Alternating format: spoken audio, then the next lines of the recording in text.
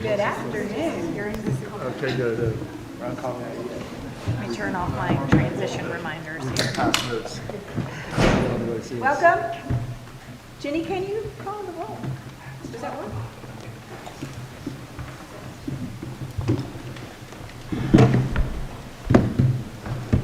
Is Lisa not coming?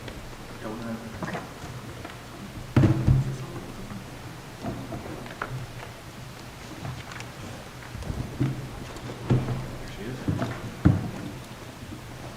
For the record, this meeting is being recorded. Roll call. Pat Bradford. I am here. Tim Merrick. Present. Kim Clark. Here. Jana Lennon. Here. Hannah Moon. Here. Philip Sutton. Here. Charlene Thompson. Here. Jared Worthington. Here. Stephanie Walker. Here. Rob Zappel. Eric Cradle. Here. Amanda Kostusiak. Here. Lisa Wurzbacher. Here. Natalie English. Here. John Hennett. Here. Christopher Riley. Okay, and Jenny has prepared a little, so when you're talking, if you want to look down and see who's the person that's talking, she's prepared a little info session on, a little info piece on who everybody is at the table. Just a little bit of helpful. Now we're going to move into the Pledge of Allegiance, and we have an invocation after that. So, Dr. Barnes, would you like to lead us? I pledge allegiance to the flag of the United States of America and to the republic for which it stands, one nation, under God, indivisible, with liberty and justice for all. We're good? Oh, forgot the invocation. Let us pray. Dear God, we come this day to ask your blessings upon the New Hanover County school system, the Board of Education, the superintendent, the entire staff that constitutes the New Hanover County school system. We lift before you this day the students, the faculty, then every component of this system. We pray, the Lord, that you would grant each and every one the wisdom, the knowledge for the facing of this hour. Bless the students who find themselves in unusual times, challenging times like never before. We pray that your grace, your Holy Spirit, would lead, guide, and direct this school system in the way that you would have them to go, that every student will receive the knowledge that you have equipped them to receive. I pray your blessings upon the New Hanover County school system. It's in your Son, Jesus Christ's name I pray. Amen. All right, our next item is the approval of the agenda. And just so you guys know, these three are not voting members, but all of you out there are voting members. So I need a motion to approve the agenda. Make a motion to approve the agenda. And a second? Then we have a motion to approve the agenda by Stephanie Walker, a second by Dr. Merrick. All in favor say aye. Aye. And all opposed? And that passes. I'm not sure how many of us there are, but it passes unanimously. Okay, you should have seen minutes, and we have a couple of corrections to the minutes, which Eric has sent in. Do you want me to go over those? Would you like to go over those? Sure, you may do it. Okay. It just looks to me like it's housekeeping, but instead of hospital endowment funds, it should have said county's mental health and substance use disorder fund for FY25. The second paragraph, legislatively, the state needs and the county needs funding, instructional funding needs, again, I think it's just housekeeping. I don't think there's any complete change of intention other than the hospital endowment funds was named incorrectly. The last paragraph, it was noted by the committee members that New Hanover County Schools is educating a workforce and contributing to this community service. So with that, can we approve the minutes? Anybody have anything that they saw in the minutes that didn't jive with your memory? Move to accept the amended minutes. Okay, we have a move to accept by Dr. Merrick. Second? Second by Natalie English. And all in favor, please say aye. Aye. Any opposed? Okay, that passes unanimously. Next is the superintendent's budget priority update, and Dr. Barnes is going to have some fun with this. All right, hello, everybody. First off, I want to highlight something awesome. Well, more than one awesome thing, but was able to be at Janet Lennon's school this morning. So if you guys have not been keeping up with a new initiative we're doing called Character in Action, you can see all of those on our website, Anita. Yeah, you can see all of them on our website. Basically, every month we are looking specifically to target and highlight something that's not just academic in nature, but shows good character. And so far we've talked about Ashley and Hogger's football team. We highlighted a cafeteria worker. We highlighted a teacher, a student at your school. And today I was able to highlight a student at Mary C. Williams. Amazing fifth grade kid. It was just a great experience. Thanks for letting us do that. So I've talked a lot with you folks, and I guess maybe 8 or 9 or 10 different listening sessions with different stakeholder groups designed at addressing what I'm calling the superintendent budget priorities. So obviously, you know, you've been through all this with us. We have a certain operating budget that we get from the county.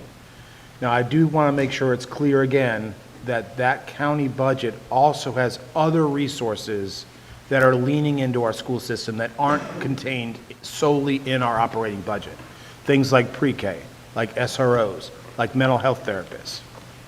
The other thing I want you guys to know is that we only get our money from 3 places: county, state, federal. Obviously, regardless of what side of the line you're on, I have very little impact on the state budget initiatives and the federal budget initiatives. As one lone person, the only place that I have room to move is locally, because I can look at those 5 people specifically and entreat my case with them, and I know that they care about our kids, regardless of what the state and the feds think. So for me, as we go forward, an argument about if my house is on fire, the argument about who should be supplying the water to put it out doesn't help me put the fire out, okay? we have emergent critical needs today. And while I am leveraging, and while we're working with legislative committees, while I'm looking at lobbying both the state and the federal level, the only resource I have right now that I have hope in getting on board is our local county commissioners. So that is why we've come together with sort of a list of budget priorities. So our operating budget is our day-to-day work. And you guys have funded us, the county commissioners have funded us to a place where we are getting the critical job done. But what we can't do are some of the things we used to be able to do through either ESSER funding, through the use of fund balance, and things where we have leaned in differently in the past. I think it's important for this group and for the board that I present the budget to present to the county commissioners, that it's clear what the return on investment is. That I can't just say, hey, I need money, trust me, I'll spend it wisely. That's nice and all, but when my kid asks for a bigger allowance, the first thing I ask him is, what do I get out of it? Okay? I think it's fair for the county commission, for the public to say, what are we going to get from an increased funding stream? And so that was the basis of these conversations.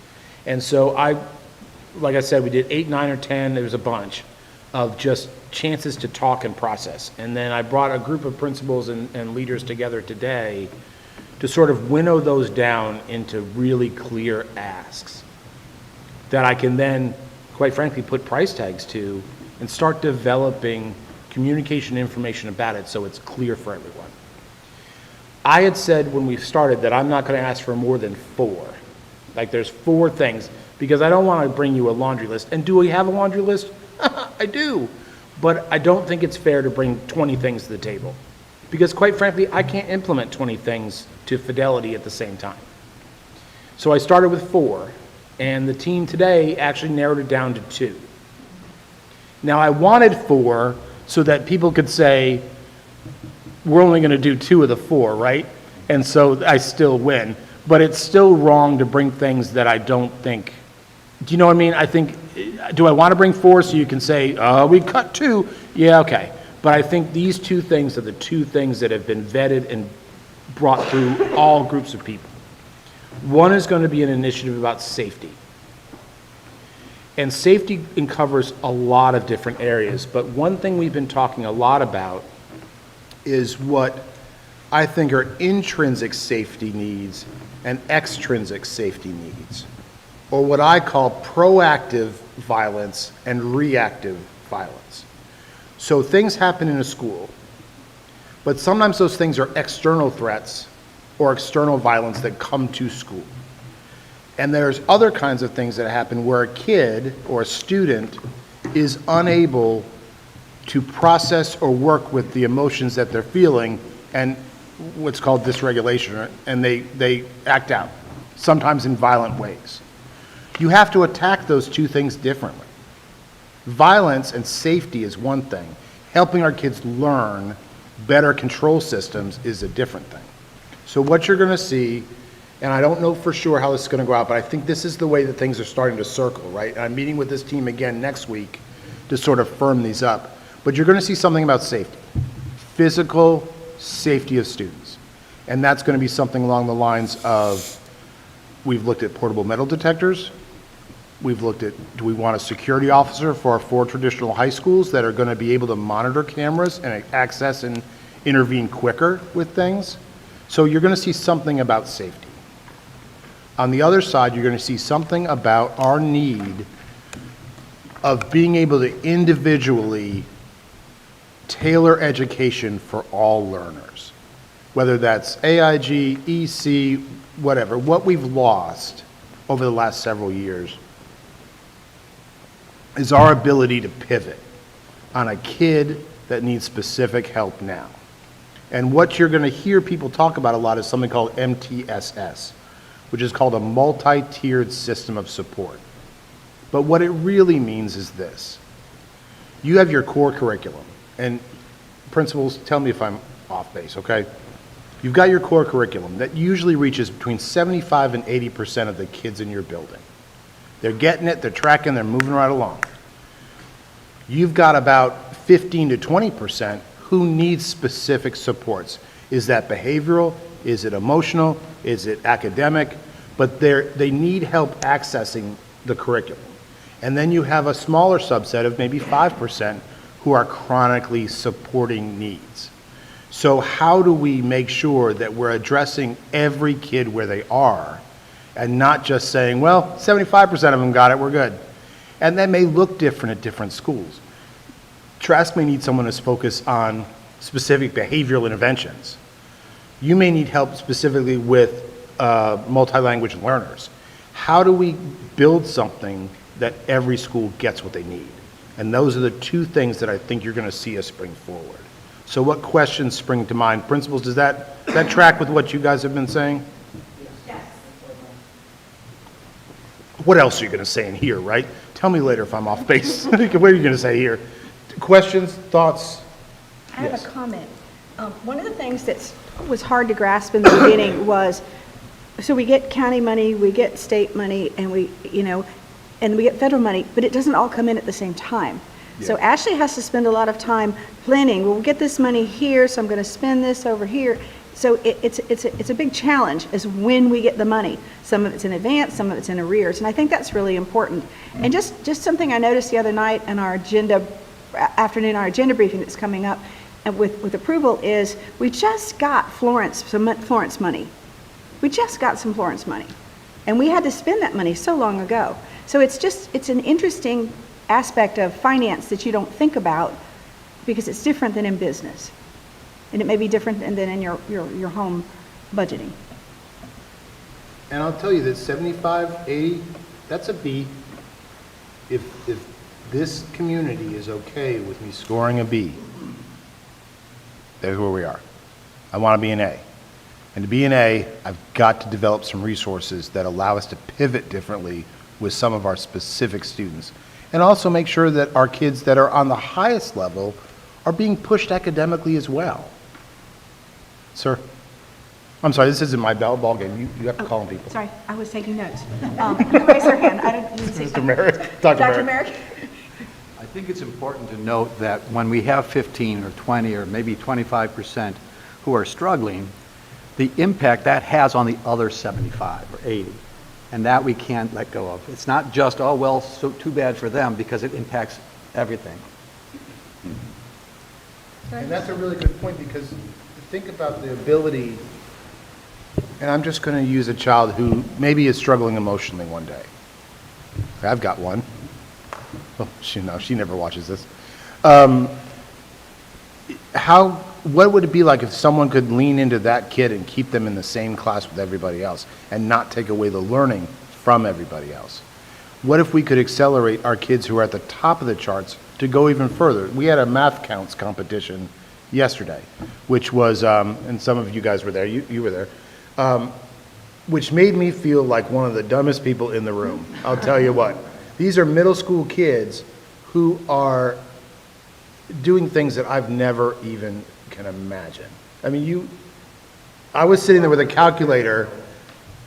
I was in the back with a calculator trying to figure out answers that the kids were spouting off without even, how do I get those kids pushed further too, right? And so it's all across the map. And I think when you look at the things, and it's no lie, and it's no, we've had some really tough budget years. But when you look at the fact, one of the things that Ashley, we built a presentation that you guys have seen. The state did increase our funding last year. The county increased our funding last year. But the federal cut was so dramatic that even the increases we got in the other areas only helped mitigate the damage. When everything shook out, you guys supported us, the state supported us a little bit. We still ended up losing $13 million. That was pretty close, wasn't it? Mm-hmm. 13 million. And 83% of our budget goes to salaries and benefits. So 83% of that 13 million was people. And those are the things that change kids. Programs are important, structure is important, but what changes a kid is an adult who cares about them. And that's what I'm pushing. And I'm sorry, you poor people, there'll be a tear when I present to you guys. It's gonna be beautiful. But this is where I think that we are. If we wanna move, that's what we need to move. Yes, sir. Right now, sorry. at Hanover, we're tracking at about 81% of our seniors in a cohort graduate. And imagine that, you talk about that 20% or that 25%, those resources, if they can go into making that number so much smaller, or that don't graduate, that's going to impact our community. That's going to impact them having the opportunity and options that they need once they leave us in high school, to get where they are going to be able to be successful, and to meet the needs of their own families and those that they're raising. So, I definitely see that with MTSS and meeting those needs. If we can get the manpower support and needs and resources they need to create opportunities for those students, so that we don't have 20%, 19% of our students not getting through high school. Philip, could you just give us an example of developing resources to meet that one need? So, for example, we previously had a graduation coach, and it was, each of the high schools had one of those. And so that graduation coach is tracking attendance really taking a look at these students that are in NTSS tier level 2 and 3 for attendance and grades and behavior, and they're working with them on an individual basis to help get them where they can graduate from high school because they're at risk. And so we had that position, and graciously, Dr. Barnes kind of worked with us in some other ways when we kind of reduced staffing, but we were able to kind of shift things around and still make it happen in some schools in some cases. But not all of our schools have that graduation coach, and that's one of those resources in that, that person has a relationship with those students. They're making home visits, tracking them down. If they need housing, if they need something to eat, that kind of thing, they're working with our community resources to get them the needs that they have to have in order to get to school. So that's just one example of a resource, manpower resource that we have had. In some cases, we worked it out, in others we haven't. Counseling staff, the number of counselors that we've got right now versus the number that we had when we first started is reduced, and it's some of that comes with the number of students that you have, but it also comes with the needs at a particular school. And even though you may have a smaller number, the needs may be a little bit bigger or in a different proportion. But counseling staff, support staff, and that way are also other examples. Mental health therapists, we've got contracts with the What Clinic and Coastal Horizons, but getting even more of those types of resources to help our students that are battling some of those things that keep them from coming to school. Do you want third party, or do you want inside the school? Both. I'd love for both of those things, but I'd love to have them in the school. And Jared, you need to write this down because I'm saying it for the first time, and I want you to make sure we build it into the plan. And what I'll commit to as a leadership team is to individually work with every school to develop what that person does at every school, because it's different in different places. Maybe at school at Ogden needs someone to really push their highest learners, while someone at Trask needs someone to lean in to our kids who are going to go into the OCS program in high school. And we can make sure that every single plan is developed in accordance with their school improvement plan and the strategic plan, and give you guys outcome measurements to recognize the fact that it's actually doing what it says it's going to do. Ms. Walker. Lord, I wrote it down so I wouldn't forget. I'm bad about that. That's what I was always screaming on the school board is really looking at the needs, because the needs are going to be different at every school and it's going to look different. But to the point, overall point that was being made here, a lot of people think of our school system as teaching, obviously academics, but you can see there's a lot more that goes into it, a lot more. And I think the understanding the benefit to the community at large, because what I was frustrated with and trying to get folks to understand is the school board can only do so much. We're always holding their hands out saying, can we have more of this and that? Because, school boards can't tax and they don't have authority to do so, but they're in the middle of trying to solve all these other issues that don't just tie to academics, they tie to the well-being and the community around. And it's got to be kind of looked at as an investment in not just our schools, but our community.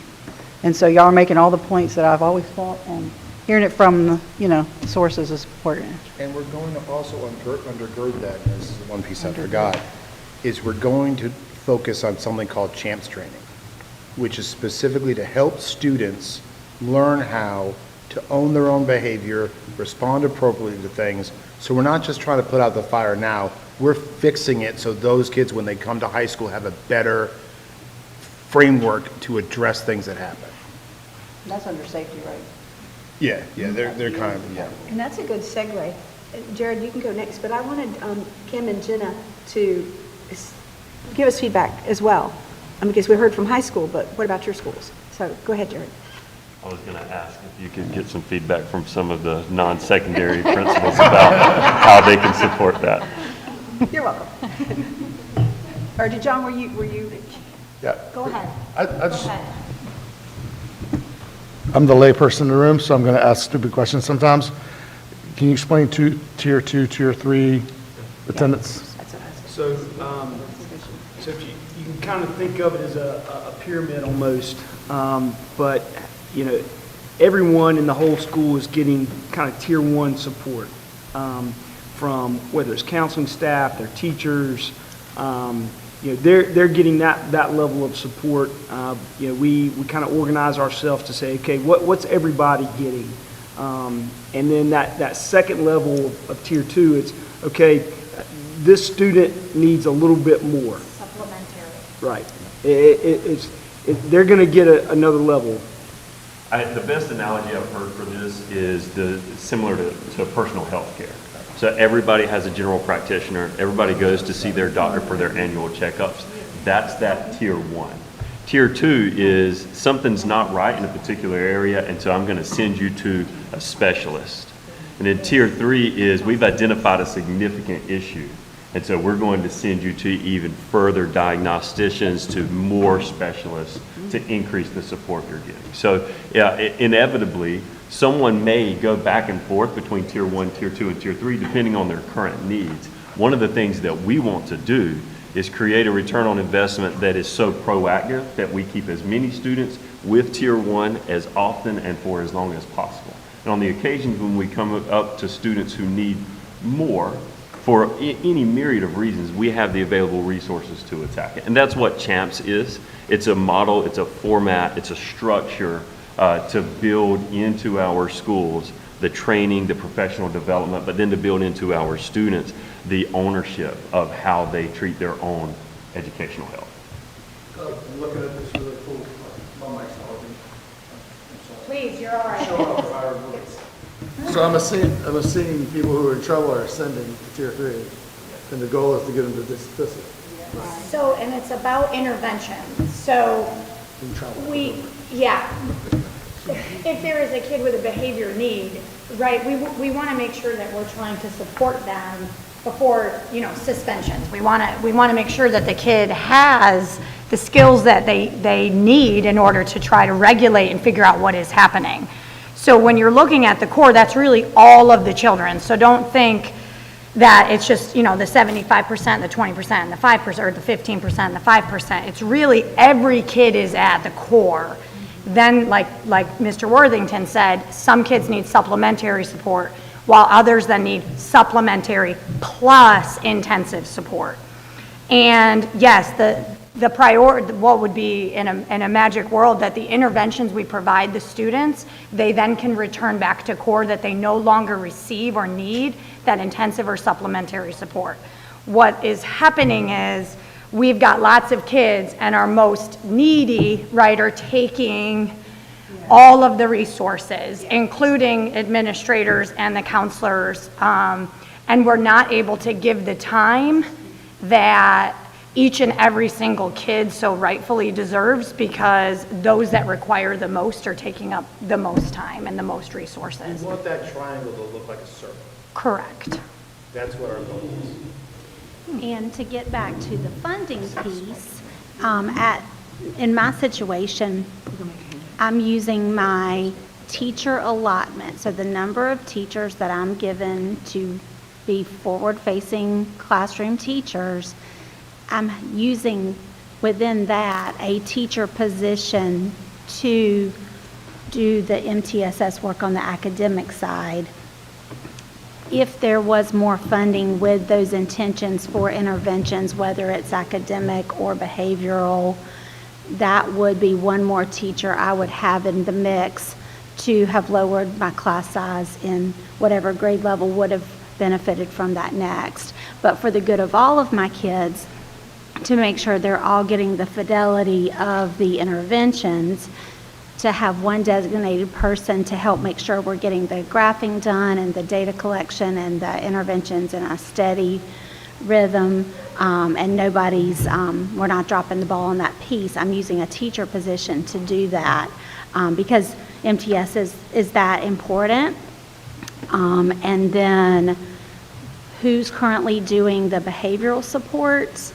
You're talking about, a lot of times, it is our counselors and our social workers, and that is an area with the last budget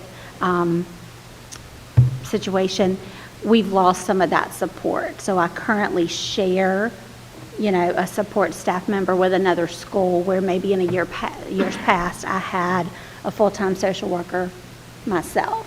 So we're sharing, and we are intervening with what we have, but there may be some other roles and responsibilities of a gen ed classroom teacher that we would love those people to be teaching a full class of kids, or the more social workers and counselors we have, then we can attack some other things, attendance, McKinney-Vento, just all the other many graduation rates, all the other things that they are also working on. So more staff is so helpful.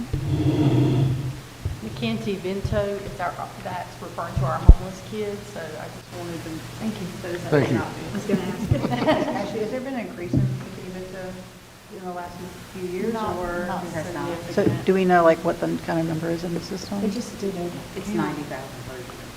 I meant in our county. Oh, how many? Any students? Oh. You don't know, okay. So it's not about the same thing for everybody, because everybody needs something different. And kids need different things at different times, right? So you could have a kid who's strong academically, but struggling emotionally because of something that's going on in their family. They need temporary support in this sort of way. So it's not about, we're going to have to figure out what to do with the kids that disrupt class all the time. That's not really what this is about. It's about ensuring that every kid can get to the starting line at the same time, right? And sometimes it takes some kids a little longer to get there, so we have to build in supports for that. But at the same time, I saw a kid yesterday in 7th grade who should be taking calculus already. And how am I accessing that kid? So my son is like a math genius and no common sense, but boy, is he good with math. And I remember walking into a 6th grade class one time, and the teacher had him over on the side, and he would just do all of his work, and she would teach all the rest of the kids. And then the kids would say, hey, how did Tucker get to the answer? Because he does it faster. And he would get up and show the shortcuts he had in his head, right? But that kid, Tucker wasn't learning math. He was teaching everybody else math, which is great for him, and that was really good. But how do we access those kids too, right? Because it's not about the bottom, it's about the kid. And kids need different things at different times. I will tell you on average, over the last several years, we averaged about $4 million out of our fund balance every year. This cost is that. The reason we don't have this resource is because we have committed to not spending our fund balance on things that we can't afford. This is something we need. I'll say something real quick. So, dealing with this every day in the trenches, being part of an MTS committee and all of that, I think it sounds wonderful, and obviously I'm in full support of all of it. It just, to me as a teacher, going through all of the things that it's going to take to make this be successful, I wouldn't even know where to start and where everybody's going to start, because the MTSS kids are not coming to school. So we have that issue. They're not getting parental support. So there's an issue. As a teacher, I've got kids, yes, who should be already in college versus kids who can't read. So how am I also as a teacher dealing with 37 kids in a classroom with 37 different abilities? A graduation coach, we had one too, is phenomenal. I need those kids to see that graduation coach, but how am I getting them into the building with that? So I'll be really interested to see where, funding is going to be going for this, because it just seems like there are so many factors with those 25% of kids that it's just going to be really interesting to see where it comes from. I mean, and I'm not being negative, I'm just thinking as myself as a teacher, sitting in an MTSS meeting, oftentimes it's me and another teacher, because the kid's not there, the parent's not there. So I think it's gonna really have to go into the community with the parents. The mental health thing is gonna be really important. And it's about moving from being reactive to being proactive. Yeah. Ta-da! So you said you had two requests. Yeah.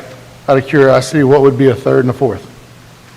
So, good question. So, a lot of the other conversations that got talked about a lot were chronic absenteeism and graduation rate. That was sort of the next thing that sort of was bubbling to the top. But we felt like these things, those two things are outcome measurements of us getting these two things right. You know what I mean? Like if we can hit these and hit them right, fix it before it starts, and get the kids that we've got here across the line, everything else, like, it's sort of like a rising tide floats all boats, right? So if I was going to be pressed to, and don't get me wrong, I'll ask for more, but that would be the next thing that tees up, but we felt like this addresses those two. So we had a sidebar conversation last meeting, and just from my pure ignorance on the subject, is there a reason why our public schools can't offer a GED? So if you've got a kid that's We have a program with. subject to dropping out and missing graduation, is there a way to say, hey, if you come back, we'll guide you Yes, to a we GED? have that. We have a program with CFCC. Okay. Is it after the fact or before they drop out? Because the window from dropping out and getting back with the GED can be very dicey. But if you could offer it when you saw them were, they were headed that way, it would be much better. Not that I want to offer them an out, but I think they have a much better shot at life.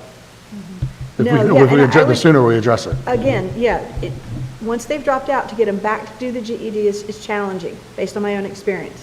I did drop out and I did get a GED and then I went on to college.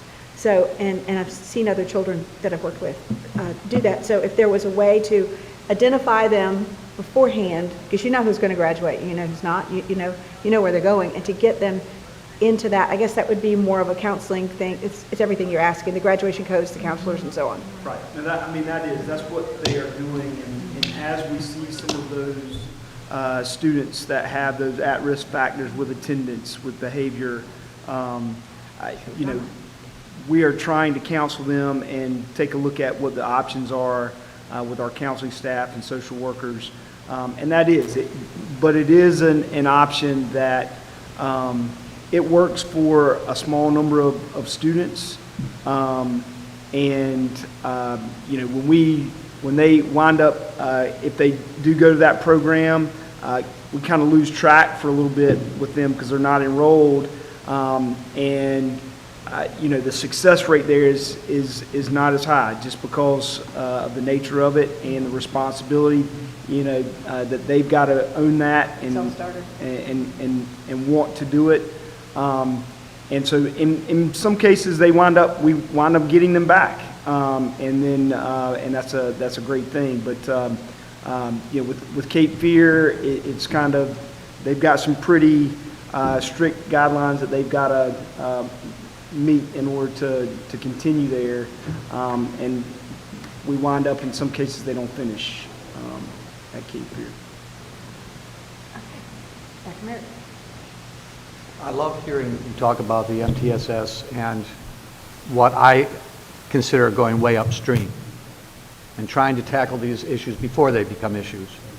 I think in order to sort of modulate expectations, we have to remember that the results are not seen right away. Yeah. And that if we do, and I hope we will, get funding for this model, we have to not turn around 6 months or a year later and go, well, how'd that work for you? That's something that we have to actually engage in and use with fidelity, sometimes over several years before we really start to see it. Is that fair to say? Well, I will also tell you that this is a mandate at the state level that we are required to build into our schools, but it is an unfunded mandate. And so I'm not asking for the county commissioners to pay for this. Well, I kind of am, but it's while I continue to lobby with the state and with our legislators to add this permanently to our allotment from the state formula. It's part of our legislative agenda already. It's part of what we work for on this instructional support realm.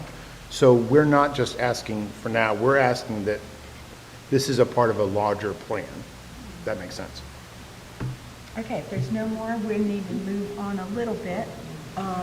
Headed into a response to a question from last time, earlier this month, on the organizational chart. So you should have that in your pile. And Ashley's going to go over this with us. Sure, and I'm sure Dr. Barnes, if you want to add anything, I'm just going to go through really slowly, and I don't know if it's easier to read the paper or try to look on the screen. It didn't, we tried to blow it up as good as we could, but it really is not super easy to read. And so this is our organizational chart. It is on our website, but we thought we would go through just so this committee would be familiar with the layout of our organization and then be able to ask questions. So the first page is the superintendent's office, and as you can see here, the superintendent along with senior staff members are on the bottom of the page, and then we have our executive directors of schools on this page as well. And I don't know if you guys have any questions about how that's laid out, but the next few pages will go over for the senior staff, so that last blue row, it'll go through those different areas. So Let me interject Yeah. here. The blue across the bottom, 1, 2, 3, 4, 5, those are known as our assistant assistant superintendents. So when you hear a title, you see Assistant Superintendent of Operations Eddie Anderson. So it crosses over, but that's your senior staff. That's your central office senior staff. right. Yes. Just for clarification, the four directors of school support, I think I know they're divided by school. Jared, help me out there. The next page. They are. Yeah. So Okay. The next page shows Okay. you which schools Super. are associated with which executive director. Yeah. Yep, so That here, one's easier to read. page 2, you can see those executive directors and then the schools that they are assisting and providing additional support for. And we will, a little bit further along in the agenda, we are going to give some information about, what are the duties or what are the things that these individuals are assisting our schools with, what support are they providing. So we'll get a little bit into that detail when we go along a little bit further. And then on page 3, you can see the structure for instruction and accountability division. You see our instruction area along with our career and technical education. Testing and accountability is in this division as well, along with our federal programs and preschool area.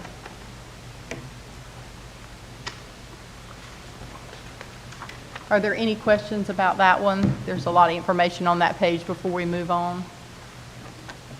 Okay. And then on page 4 is our communications and outreach division.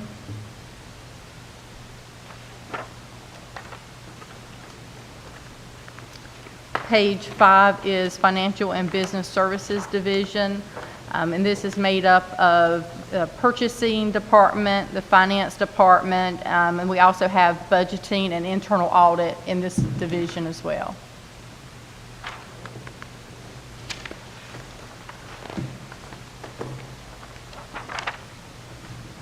On the next page, you'll see Human Resources Division.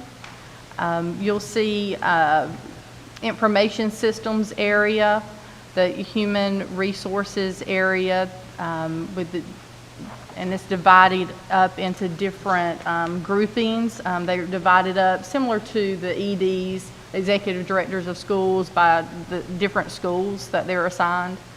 And then you also have a Title IX division as well in this area, along with the benefits, employee benefits section that helps with the, like health insurance, but also retirement type benefits.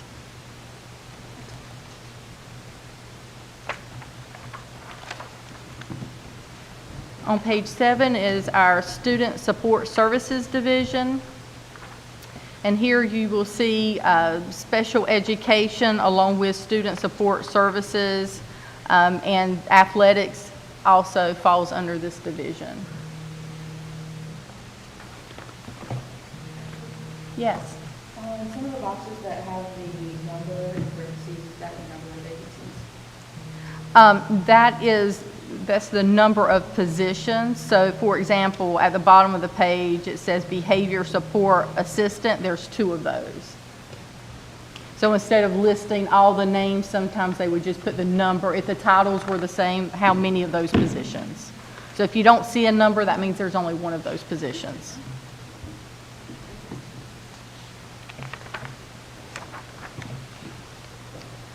Under the operations division, this is a big division as well. You've got child nutrition, transportation,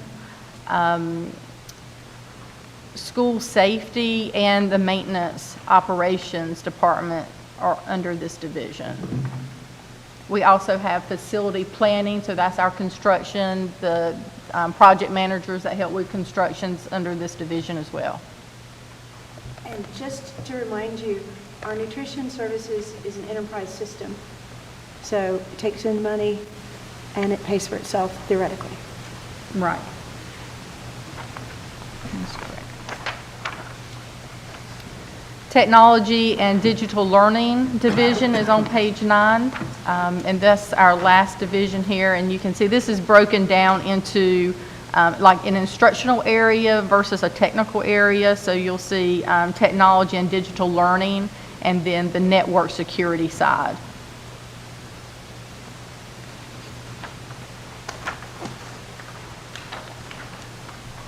Were there any questions about anything we went through? And of course, if you think of something later, please send that to me and we can always bring it back to the committee for our next meeting. Isn't that easier to read on the website? It is easier to read on this. They're on the website. Yes. Where did you find it if you were looking? Anita, could you show us how to navigate?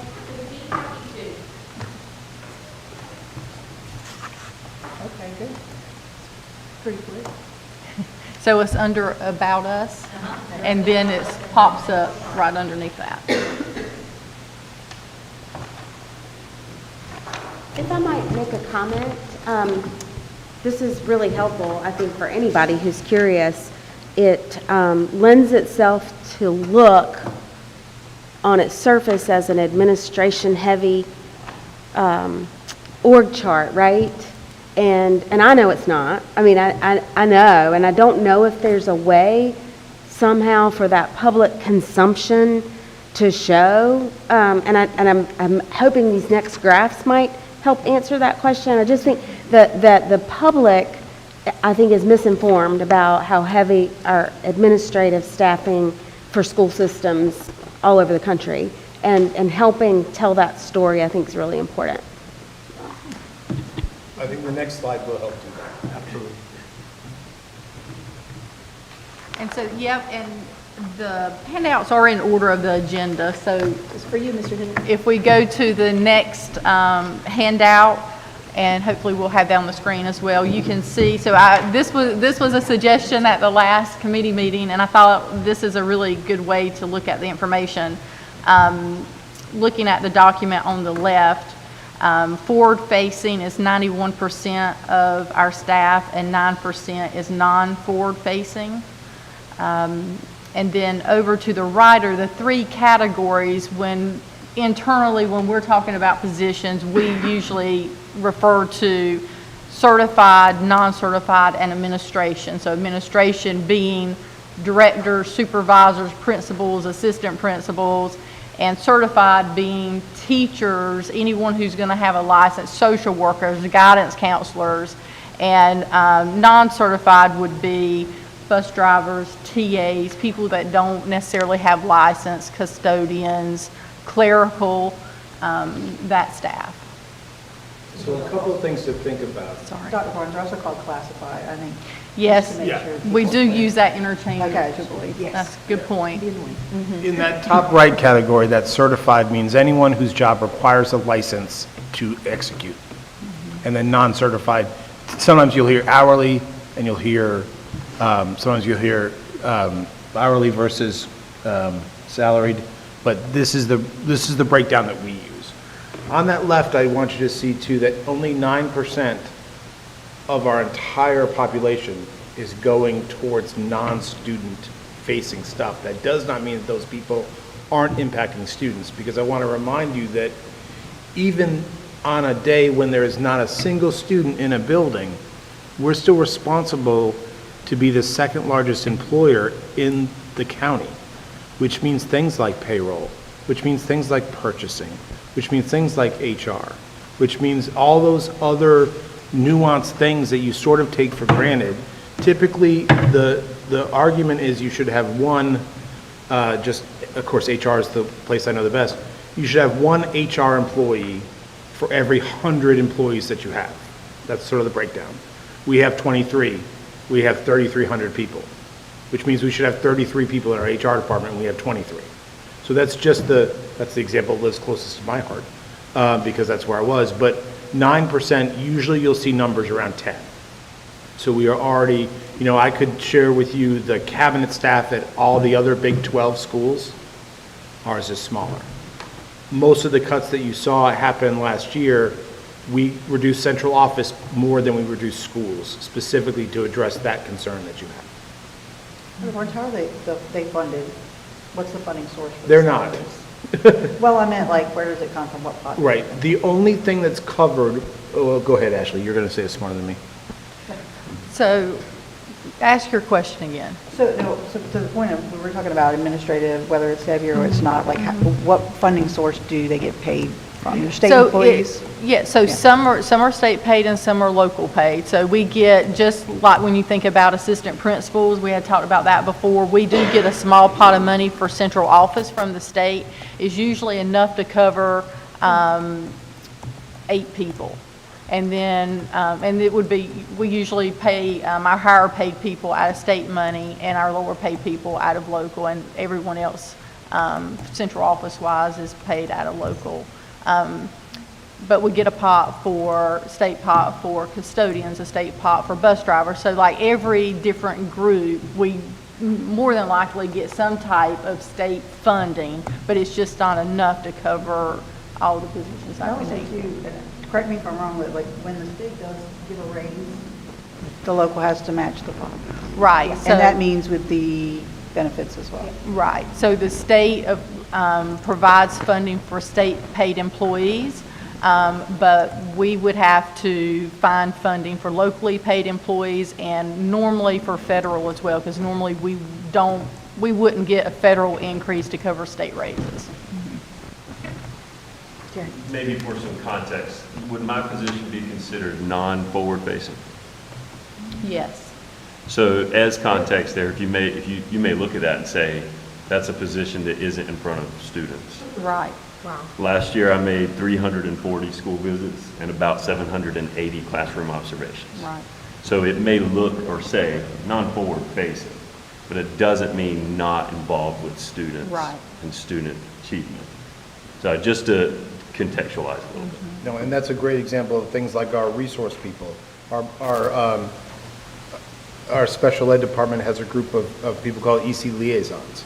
They're in the building helping with IEP meetings. They're helping train our EC staff. So forward-facing is a sort of a muddy term, right? But we have to have some way to break them apart. And I know I've heard the question again and again and again, so just going to ask, what percentage are teachers and TAs in the forward facing? Is there a way to determine that and share it? How many of those are teachers versus something else? Teachers and TAs in forward facing. It's just it comes up constantly. So I'd rather, if it's extractable, I'd rather give it to people. Sure. Yeah, we can provide that. We have that. I bet your kids would do that. Yeah, right. Hey, just give them the problem. We take care of it. Yeah, we can definitely provide that information. I mean, it does come up. And I appreciate the chart, thank you. Ashley.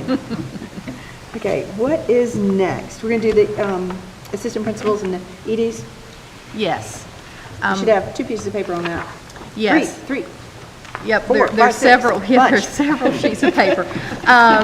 There's a front sheet that gives just a very generic description, pretty much coming from like a job description. So we provided that to begin with, but then the principals assisted me, and I think ED's executive directors of schools assisted as well. With the larger document, it starts with current descriptions, and it's got page 1 at the bottom. So this document gives a little bit more information. That first page is similar to the top document that I provided that has, job description type information. But if you go to page 2, this is for elementary schools, and it's giving you more details as far as what our assistant principals are doing in the schools at an elementary school. And so I don't know if the principals can kind of help me out, walk through this, and we may add things as we go through as a conversation. Sure, and just know, this is just a tiny list. This is me and a few peers jotting down a few ideas. Middle school, I think, got a little bit more people, but just don't let the number of items on the chart be reflective of the busyness and importance of their day.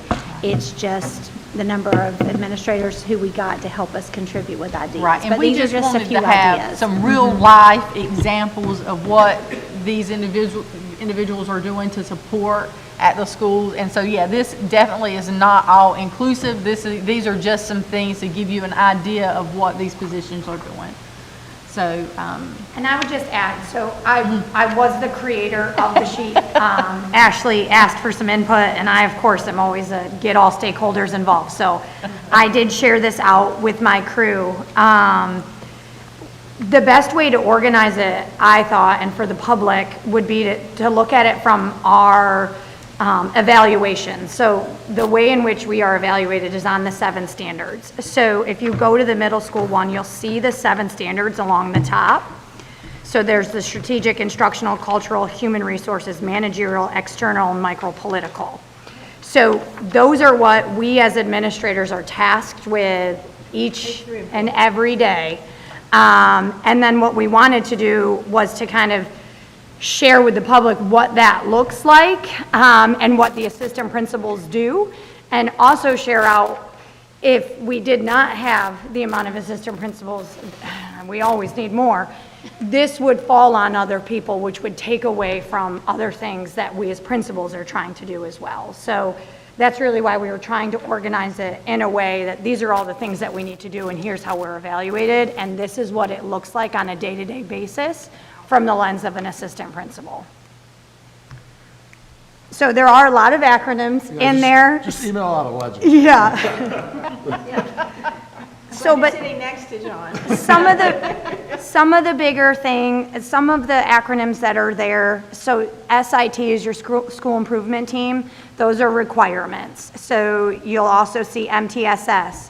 So your 504 and your individualized education plans. And the LEA is that you're able to allocate resources when you're sitting in meetings requiring students who need extra additional support. So a lot of the stuff that's in here, I know is probably hard to understand. So if there are questions, I'm sure all of us are happy to This is great. help share. This is helpful.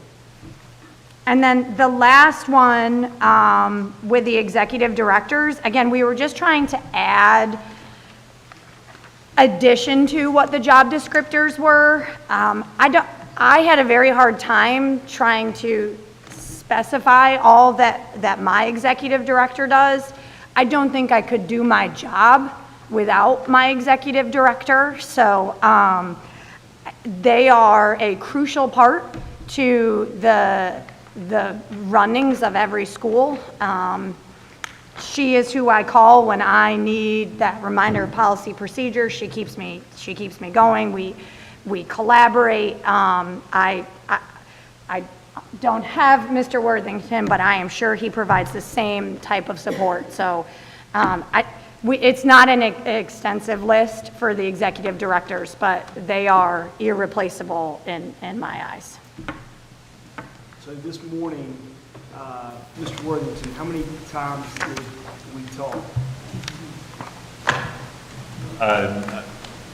I don't know the exact number before I got there, maybe 5 by 7:40. Yeah, so, by 7:40 this morning, we had already had about 3 conversations because we had a fire alarm going off, and, he's my go-to. That's gonna be my first call because He's going to help me mobilize and get resources and get supports. And that's the best way to explain.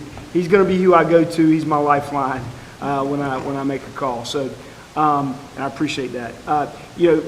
I was taking a look also at the assistant principal lists and for secondary or for high school. And one of the things that I failed to put on there and didn't put on there were a couple of things, and that's testing and athletics. And we have 2 assistant principals at our school, and they do those 2 things. And I got to tell you, that's the bulk of what they do. Testing consumes what we do, and so. In many ways, because back to back to back to back, we have assessments that are going to have to take place, and they got to have it right, and they've got to make sure that it's done right, because that goes into accountability models, and it goes into funding and a lot of other things too. So that's a big job, and it consumes one of those admin. And then athletics as well, and in my case, and some of the other schools a little bit different in how they're able to manage that. But one of our assistant principals, is managing athletics, whereas some other places have an athletic director. He has that role, and then he also gets all the observations, all the discipline, all the other stuff that comes along with it. Those assistant principals are mini principals for each of the different categories and things that they are managing, and they've got their hands in all those different areas and pots that they've got, and they're really collaborating and supporting each other. So that's kind of an idea about what those responsibilities come with. So I just asked Ashley, what pot of money are the EDs paid out of? And the answer was? EDs are paid out of either state or local, and AP assistant principals as well, either state or local. Is that because we're allotted so many and we need so many more? Yes. Yes, Jared. So I do think it's interesting that we get to talk about both roles at the same time, because they can in a lot of ways fall into the same pots. I think you can divide an assistant principal's job and an ED's job along the lines of the day-to-day operations and the big picture situations, or the big picture productivity of a building. You can also divide it between reactions to emergencies and being proactive towards student success. So when a school year ends in June, we begin making the master schedule right then for the next school year. We're having conversations about 25-26 now, and we're thinking big picture. How are we going to support students with next steps? Assistant principals are a part of those same things. Mr. Haney helps with master schedule over at New Hanover High School. And when we have an assistant principal available for us at Mary C. Williams, she supports with the day-to-day student operations of an IEP meeting. With an executive director, our goal is advise, coach. Yes, evaluation of the principals is a part of that, but in my opinion, it's a small part. Our job is to support all of those 7 standards that were listed at the top of this in helping someone grow. My dad was juvenile justice. He was a court counselor and a supervisor for juvenile justice, and he said his job is the ultimate catch-22, because if he does it so well, you don't need anybody to supervise juvenile justice in America, but until we get there, that his job exists. And in a perfect world, every student arrives ready to learn, excited, and every school performs with 100% proficiency, and you don't need an ED. Unfortunately, what we do have, or maybe fortunately, what we do have is a world where everybody gets to come to our schools every day, and we have the opportunity to serve all of those kids. I look at mine. My schools are a lot of the schools that we talk about often at a task force meeting or Title I meeting. I cover everything from 3-year-olds all the way up to graduating high school and post-graduation. And when you think about all of the kids and their needs, the same thing is there with principals, and the same thing is there with the individual teachers and grade levels. There are days when I go home and I've had 70 phone calls, and there are days when I go home and I've had 7, and both of those days are successful depending on what happened. I cannot imagine not having enough APs in this district. Our assistant principals are one of, in my opinion, one of the most essential roles in any school in America. When we talk about the things that they do and the 80-hour work weeks that they have to consume, it's a daunting task that never really gets recognized the way that it does. One of the bigger takeaways that I had in my time as an AP is that I should never forget what this feels like, because it is a tough job that doesn't get appreciated. I agree with that, 100%. Well said. So again, a lay question. What's the benchmark that moves somebody from wherever they were to an AP? So part of the executive director role is to support leveling individuals up to be ready for that next step. So that comes from training, it comes from professional development, it also comes from just an eye for talent. Our principals will come to us and say, hey, I got somebody, and this person's ready. I want us to start looking at them for leadership roles. So it's not a master's in ed or? So what we do then is we kind of give them that nudge. Have you considered administration? Let me hop you in it. Guess what? Welcome to UNCW. Let's get you involved in it. Absolutely. We also have a program called the Principal Fellows Program, basically, which will allow them to do that for free. Mm-hmm. They get their master's degree, they get a chance to work in schools. So we're prepared with UNC Chapel Hill to do that. I think I saw a question, but I think this is a good time for him to refresh our memory about the AP pot of money and how much the state allows us to have, how many APs the state allows us to have, and how many we have, and how many we need. The AP position is your lieutenant on the battlefield, right? It's somebody that's in schools, solving problems, working with teachers, building rapport, all those things is so essential.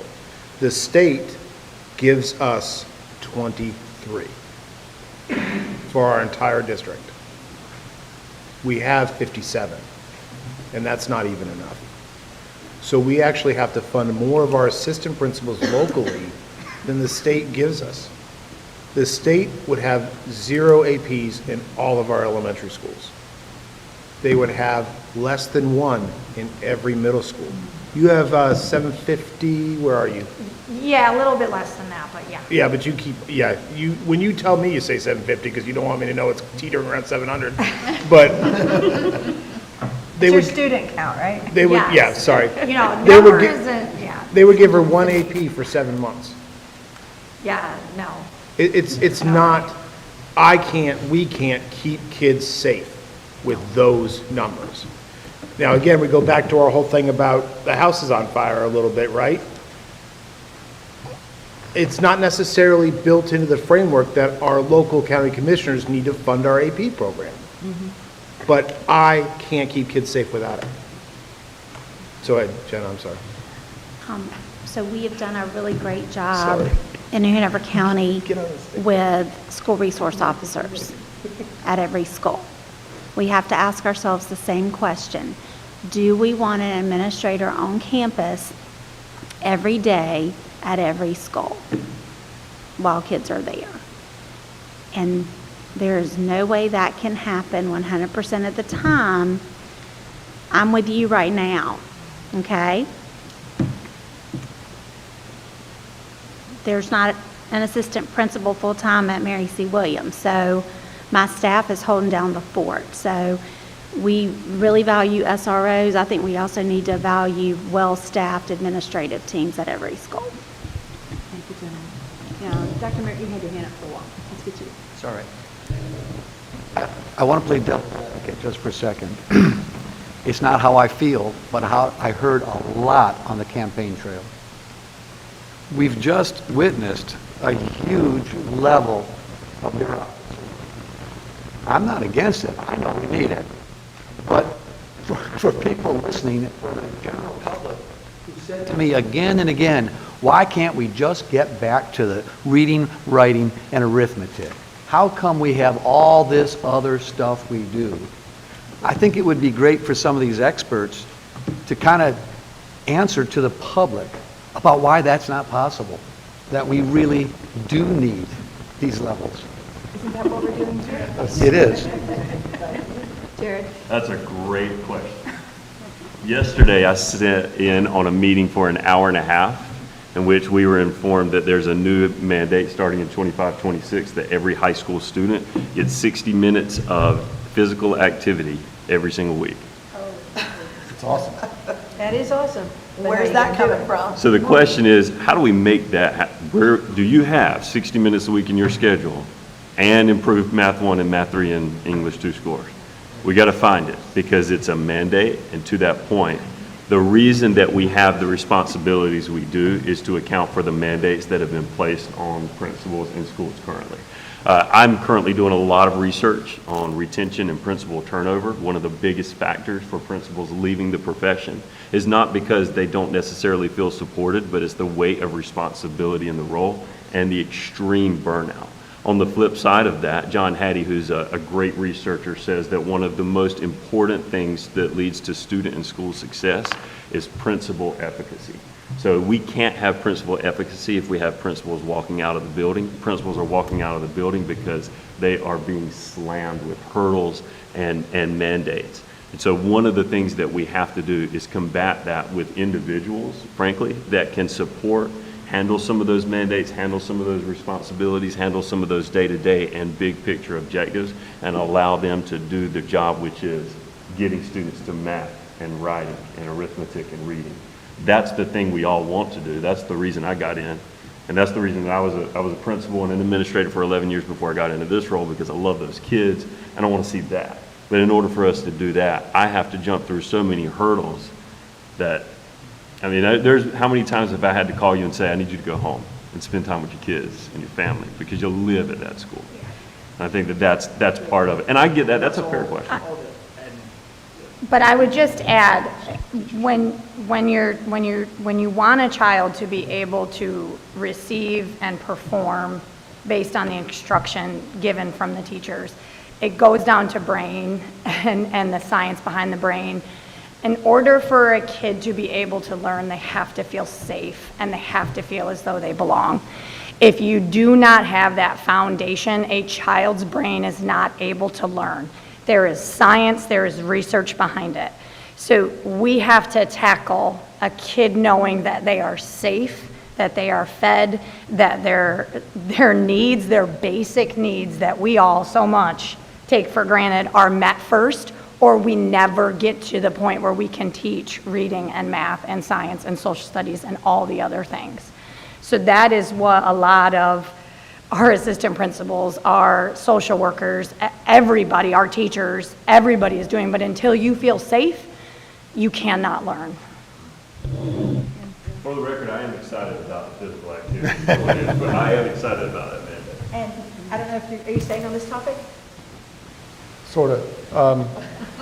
Dr. Barnes, what was the state allotment model for each level, elementary, middle, high, for Okay, sure. for APs? There isn't one. So what they say is, because what they do is they just dump it in a bucket and hand it to us and say, well, we don't care what to do with it. So what they give us is 1 month of an assistant principal salary for every 98.53 kids that you have. So if you expand that out, 985 kids gets you a 10-month AP. None of our middle schools are 985. So what's the ratio again? 1 month for every 98.53 kids. Sometimes that's like 0.8 of a person. Right, right. It blows my mind. How do you just round it up? So it's a question of safety. So if you expand that, basically 1 10-month AP for every 985 kids. Did I get it? So that would mean New Hanover would have 2. Hoggard would have 2 and some change. None of our elementary schools would earn their own at all. None of our middle schools would earn their own at all. So it comes down to a question of safety. And I think this is one of our bigger issues that has gone unrecognized. And so again, the state funds 23. We're currently employing 57, of which the county is helping us pay for them. We need more. So that's a big thing when you're talking to people to share with them, because, when I was a kid, there weren't any EDs, and I don't know when that came into the structure of education, but everyone knows that they had an assistant principal in school and they either loved them or they hated them, somewhere along the line. But the idea that we're so under-resourced in that area, and it causes principals like Philip to have to work around the clock and live at the school, it's just really hard. But I had never heard any of this before we started to dig into this. And I just think it's an important point to hit yet again. So before we leave this, any last thoughts or questions? Ms. English? Thank you. I think that you, from Dr. Merrick's question, have now hit on why we're all around this table. And you literally just said, when you talk to people, if we sit here and we learn and we all agree that we all agree what the state is and that it's not enough, but we don't do anything about it, then we've all wasted our time. Yeah, and Natalie, if you look at it, okay, if the state funds 23 and we have 57, let's do pat math. Half of what we've got, the county's paid for. Less than half. That puts it, yeah, less than half if you want to, but, if you put it in pat math, but half of them, the county's paying for, and that means on the benefit side, we're picking that up. And every time the state mandates salary raises, guess who picks up extra benefits? That's one of the odd things that makes this such a weird pie. And we need more. 57's not near enough. So as we, Mr. Hennett, and me, Mrs. English, we go out and we talk to legislators. This is the thing that Josie's committee, this is one of the big points that we need to make is you just got to fund us more APs, people. You got to. And it's a simple ask versus we don't have enough money, give us more. It's what Dr. Barnes said earlier. Go with a specific ask. If we could solve this problem in the next 24 months, it would be amazing. Anything else for that one? I think it was Dr. Barnes I was texting with the other day was, my question always was, is the model being funded or does the model need to be modernized? Yes. So, and answering the question, like, why am I here? I'm thinking you and I are probably going to Raleigh one day. So, huh? Okay. Anyway, but the point is and I agreed to join this because I feel like that's probably what needs to happen is because I think the legislators need to hear from people different than the board, school board. I mean, we can. It's an effective thing to do. I mean, we went, in 23 and we came back with a whole lot of stuff. And so it's worth the trip. We saw each other the other day. Yeah. I was up there doing realtor business. But I think just to John's point that and I know Dr. Barnes is open to this, that somehow we've got to get out of just piling on top of what we've already done and the way we've always done it. And that's what's hard about educating people about just public education.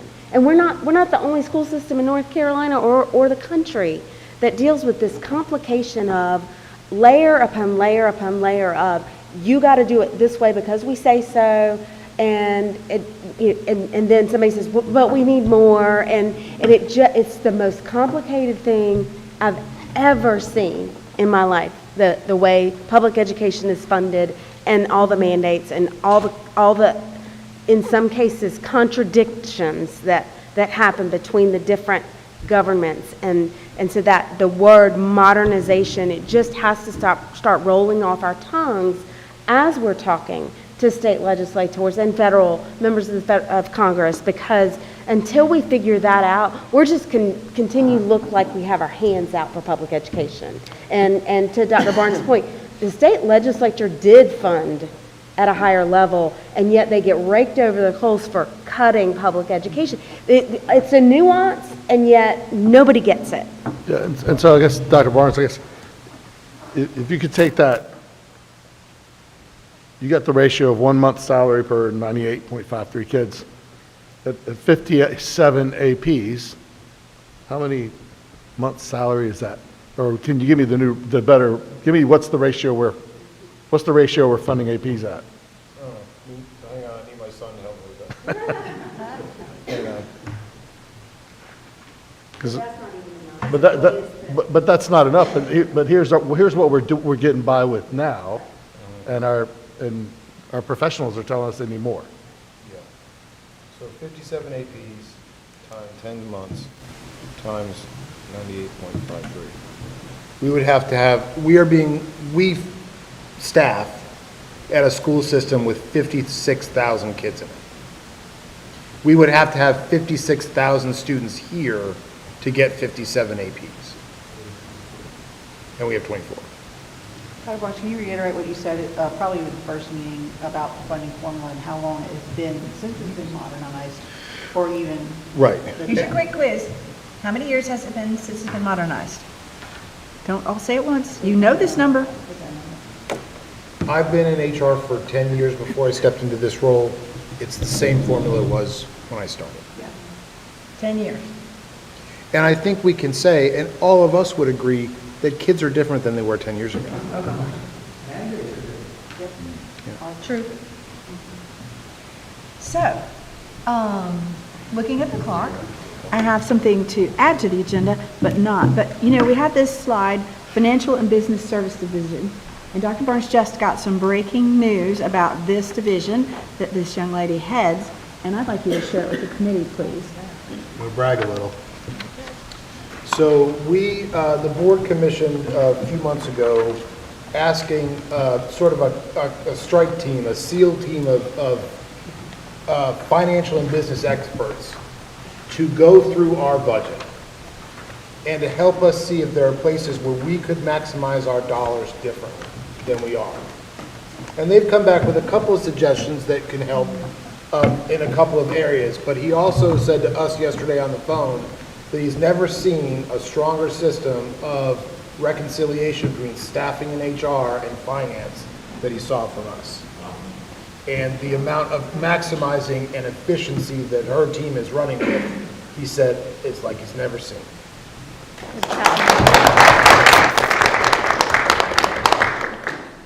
And the good news, he found a little bit of money, but they're not going to tell us what that is yet. I even earned a fist bump from Ashley. You don't get a fist bump from Ashley very often.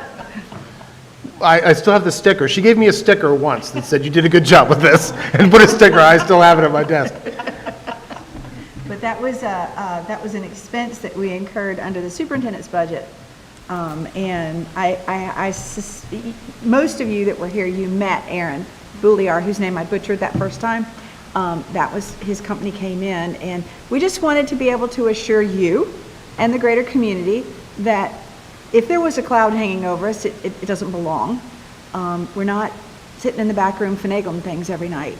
And I'm really pleased. And, you know, funding it was a big thing for us because of how tight the budget is, but I felt like that would be worth the expense, and the board voted to do it. And if they found a tiny bit of money, maybe it'll offset that, and we'll be in good shape. But it's great to know, you know, that we're doing good. Can I It's great just to know. add that it dispels this, some kind of notion out there that money is not, it's not being spent properly? Correct. Because it's not true. Yeah, it's I exciting. think y'all work incredibly hard to make it work. Dr. Merritt, did you have something? She said it well. Yeah, I agree. I'm thrilled. Put those rumors to bed, or invite people who still have doubt to the table. Let's put that to rest. Yeah. Don't we have media here today? No, you should be. Darn. Are you Y'all are listening? listening. Are you listening? So, yeah, the next thing on the agenda is our next meeting, and Ashley has that date. Hey, can I ask a question? Did we talk at one point about having a list of acronyms or not? I didn't know if we Well, had. John actually threw it out there as a joke, but I have one in the I back still of with my all those phone. acronyms on those spreadsheets, you just email There out a is a legend. sheet. I have one in one of my binders. Is that something that came out of the school district? Because I literally have one. I think Mr. McManus gave it to me when I first got elected. I think it'd benefit. I can make one for you. Would you, and send Kim? it. That We have would an be, assistant- We could get an assistant principal, we'll have them to do all that. yeah, you can email that to everybody, because I mean, seriously, you know, and I tell the new board members, it takes a while to learn this stuff. And the MTSS, I really, next meeting, this is one of the things, I would like to dig into that just a little bit more and get you guys a little bit more comfortable with that, because it's always been sort of a mystery to me. What do they actually do? And do we really need them? And so I've already made a note for that. But that's what we're talking about right now is what's next meeting. Yes, Jerry? So one of the things I said at the very first meeting, relates to both of those things. I think a part of our job here is not just necessarily to dispel rumors, but to help people mean the same thing when they say a word. And so interpretation and using universal language when we're communicating does a good job of dispelling rumors and lifting clouds. A great example happened to me this week. I'm in the car. I asked my daughter to roll up the window, and she said, "What does that mean?" And I realized she's never rolled a window in her entire life. And it hit me that we changed the language, or we changed the way we did an action, and we never changed the language around it. And that happens in education all the time. We live in the world of eduspeak, and it's easy for us to talk about all those acronyms. You go back out by a record now. That's it. So I do think it's important for us to get out in front of and show people this is what we mean when we say media coordinator. It has nothing to do with social media. It's got everything to do with that library of information at a school. Yeah, that is a good one, because most people think that's the person that deals with the media. Right. And it's not. So the acronyms, Kim, that might be a long list, but it'd be, I'll get it for you. yeah. And I heard Mr. Hennett make a couple remarks last night, and he said to a group of people, you know, all those acronyms, and you never understand when they're talking, and the entire group said, yeah. You know, so it's not an unfounded thing out there. Might be a good thing to add to the website. Oh, A legend to the educational acronyms. yeah. Okay. Anything else you can think of right now? And I talked to some of you on the phone. That was really helpful, so I will check with you before the next meeting. And the next meeting is when? February the 28th at 12:30 is our next meeting, and then the meeting after that is March 27th. It is in the agenda. If you click on the next meetings, we have it out there too, if you want to refer. So again, I think we're starting, and we hit the plateau there. I think we're going to start to come back down the hill, so it's going to have to get a little bit more intense, and we have to get out what we need to get out of this learning experience together so that we can be as effective and as transparent as we possibly can. So if you got something you've been holding back that relates directly to the budget and this budget cycle and what we're about to do, because if today is the last day of January, we've got February, we got March, and then halfway through that third month, we're taking a budget to him. That's so exciting. We do not have to be June up against the wall, July sweating paychecks. It's going to be awesome. So, yes, sir. I'm new to all this, but I'm wondering, Dr. Burns, when we will get our first sort of add some potential I can answer that for you. We were supposed to have that when the snow fell, and he was actually going to run that by us just to kind of test it out, and I was just very sad that we didn't get to do that. The snow just kept us from doing it. Have you rescheduled it? We're meeting together next Friday. Right.